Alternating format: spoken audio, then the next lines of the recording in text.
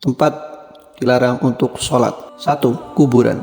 Nabi SAW bersabda, "Janganlah kalian sholat menghadap kuburan dan janganlah pula duduk di atasnya."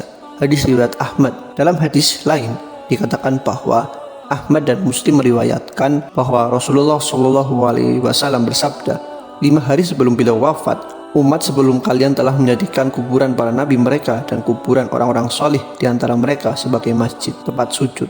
Ingatlah, jangan sampai kalian menjadikan kuburan sebagai masjid atau tempat sujud, karena aku melarangnya.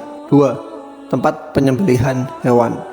Dilarang sholat di tempat penyembelihan hewan karena tempat kotor dan najis. Namun apabila sholat di tempat tersebut menggunakan alas yang bersih, maka jumhur ulama mengatakan hukumnya makruh.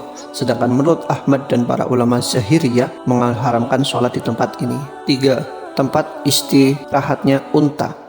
Menurut Sayyid Sabiq dalam kitab Fikih Sunnah, kita dilarang sholat di tempat istirahatnya unta karena tempatnya jin dan kotor serta najis. 4. Di tengah jalan. Dilarang pula sholat di tengah jalan karena tempat lalu lintas berbagai kendaraan dan bisa mengganggu banyak orang sekaligus mengganggu kekhusyuan sholat. 5. Di atas Ka'bah. Dilarang juga sholat di atas Ka'bah karena orang yang sholat di tempat ini tidak menghadap kiblat tetapi mengerjakan sholat tanpa arah. Padahal syariatnya mengerjakan sholat itu menghadap kiblat atau Ka'bah. 6. Tempat pemandian atau kamar mandi. Tempat lainnya yang dilarang dipakai sholat adalah tempat atau kamar mandi. Alasannya sudah jelas, yakni di tempat ini banyak najisnya. Namun menurut jumhur ulama, jika tidak ada najisnya dan kondisinya bersih serta tidak ada tempat lain yang bisa dipakai untuk sholat, maka sholat di tempat pemandian atau di kamar mandi hukumnya makruh.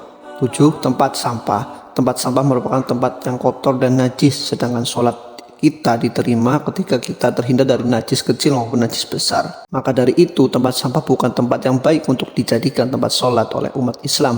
Banyak tempat lain yang bersih dan terhindar dari najis.